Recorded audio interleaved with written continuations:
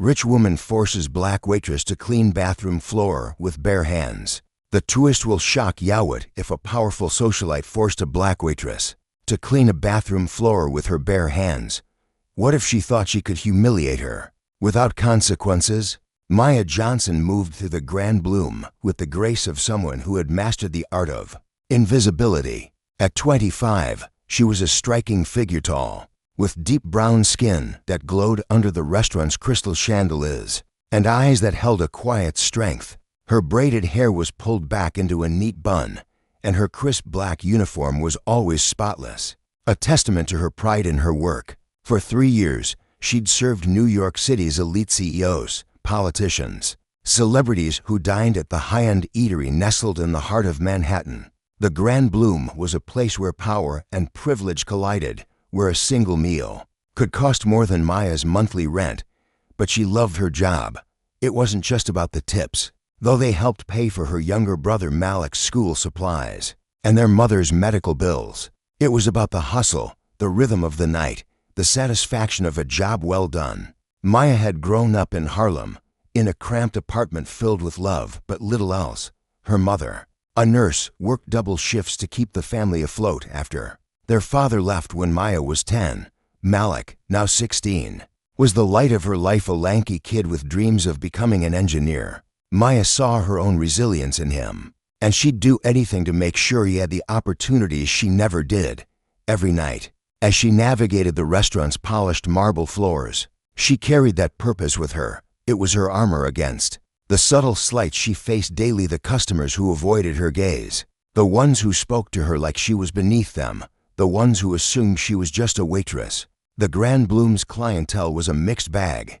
Some were kind, leaving generous tips and warm smiles. Others, though, wielded their wealth like a weapon. Maya had learned to read them quickly, the way a raised eyebrow or a dismissive wave could signal trouble. She'd heard it all. Comments about her hair, her accent, her place. She'd smile, nod, and keep moving.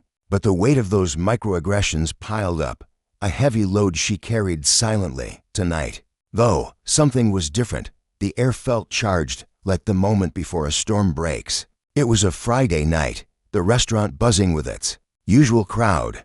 The scent of truffle oil and roasted lamb hung in the air, and the clatter of silverware was a constant hum. Maya was in her element, balancing a tray of martinis while taking an order from a table of tech moguls. She caught Malik's text on her phone during a brief break. "Aced my math test. Thanks for the study snacks, sis." She smiled, her heart swelling. Moments like these made it all worth it. Then she saw her. Elizabeth Marshall swept into the Grand Bloom like she owned it. In her mid-50s, Elizabeth was a fixture in New York's high society, a socialite whose name graced charity galas and gossip columns alike. Her platinum blonde hair was swept into an elegant chignon, and her emerald green dress screamed money. Diamonds glittered at her throat and wrists, catching the light as she moved. But it was her eyes that told the real story, cold, calculating, and always searching for someone to dominate. Elizabeth was seated at one of Maya's tables, her entourage of equally polished friends trailing behind. Maya approached with her usual warmth. "Good evening, Ms. Marshall. Can I start you with something to drink?" Elizabeth barely glanced at her, muttering, "Just bring me a Chardonnay, and make it quick." Maya nodded, unfazed. She'd dealt with worse.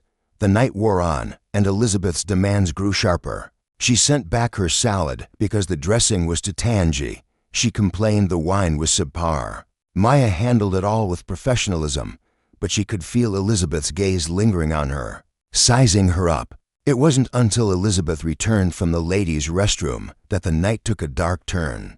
The restroom at the Grand Bloom was as luxurious as the dining room, marble sinks, gold fixtures, and a floor so polished it gleamed. But when Elizabeth stormed out, her face was a mask of fury. "You," she barked, pointing at Maya. "Get over here." Maya's stomach tightened, but she walked over calmly. "Is everything all right, ma'am? All right?" Elizabeth's voice was a venomous hiss. "The bathroom is a disgrace. There's water on the floor, and it's your fault. You're supposed to keep this place spotless." Her words carried across the dining room, drawing eyes. Maya glanced at the restroom door, confused. She wasn't responsible for cleaning it, that was the janitorial staff's job. But Elizabeth wasn't interested in facts. "I'm so sorry for the inconvenience," Maya began, her voice steady. "I'll let the cleaning staff know." "No," Elizabeth cut her off, her lips curling into a cruel smile. "You're going to clean it, right now, with your hands." A gasp rippled through the nearby tables. Maya froze, her heart pounding. The restaurant went quiet, all eyes on her. Elizabeth leaned closer, her voice dropping to a mocking whisper. "Go on, girl, get on your knees and scrub." The moment stretched into eternity. Maya's cheeks burned, not from shame, but from the rage boiling inside her. She could feel the weight of every stare, patrons, co-workers, even the manager, Mr. Reynolds, who stood frozen behind the bar. No one moved to help her. No one dared. Elizabeth's friends smirked, their phones already out, ready to capture the spectacle. Maya's mind raced. She thought of Malik, of her mother's tired hands, of every time she'd swallowed her pride to keep this job. She wanted to scream, to throw the tray in her hand at Elizabeth's smug face, but she couldn't. Not yet. Instead, she knelt, her knees hitting the cold marble floor. The restaurant's silence was deafening as she reached for a rag from a nearby cart. Elizabeth's laughter rang out, sharp and triumphant. "That's right," she said. "Know your place." But Maya wasn't broken. As she scrubbed the floor, her movements deliberate, she felt something shift inside her. This wasn't about shame, it was about survival. And she had a plan. Tucked into her apron pocket was her phone, its camera already recording. She'd started at the moment Elizabeth began her tirade, a habit she'd picked up after years of dealing with entitled customers. Maya knew the powerful protected their own, but she also knew the truth could be a weapon. When the floor was clean, Maya stood, her back straight, her eyes locked on Elizabeth's. The socialite smirked, expecting defeat. Instead, Maya spoke, her voice low but clear, cutting through the room like a blade. "People like you think you can break us with your money and your power, but you don't know what you're starting. Breaking someone doesn't put them down at lights of fire." Elizabeth's smile faltered, just for a moment. Then she laughed, a brittle sound, and waved Maya off. "Get back to work," she said, turning to her friends as if nothing had happened. But Maya's words hung in the air, a promise and a warning. That night, Maya didn't go home and cry. She didn't vent to her co-workers or call her mother in tears. Instead, she sat in her tiny apartment, the glow of her laptop illuminating her face. She uploaded the video to a secure cloud drive and sent it to a lawyer she'd met through a community center, a woman named Carla Diaz, who specialized in workplace discrimination cases. Maya also sent a copy to a local journalist, Priya Sharma, known for exposing corruption among the city's elite. Maya didn't want revenge. She wanted justice, not just for herself, but for every worker who'd ever been humiliated by someone like Elizabeth. By morning, the story had broken.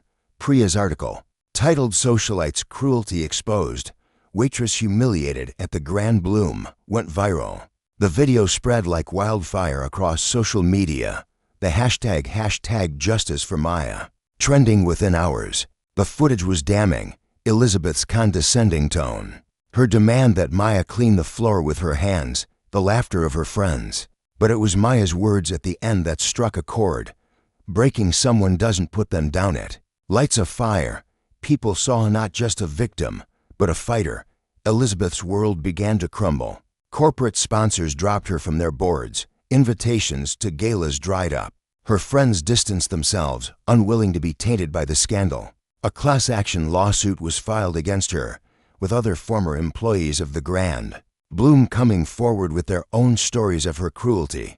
The public's outrage was relentless, fueled by the raw authenticity of Maya's video. Maya, meanwhile, was overwhelmed. Messages of support poured in from across the world, people who'd faced similar humiliations, who saw themselves in her strength.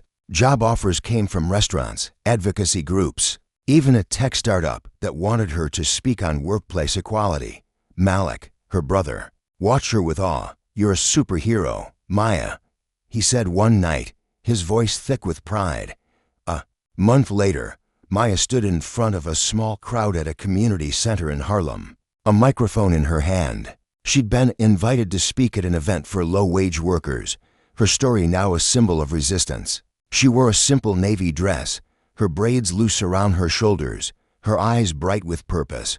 "I didn't record that video for fame," she said, her voice steady. "I did it because I'm tired of people like us being invisible. We're not just waitresses, janitors, or cashiers.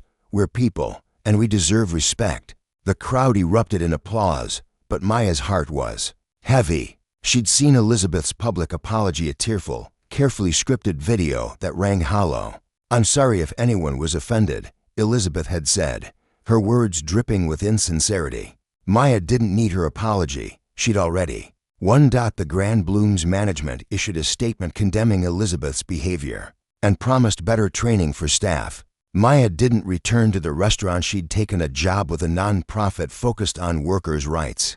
Her days were now spent advocating for policy changes, speaking at rallies, and mentoring young people like Malik.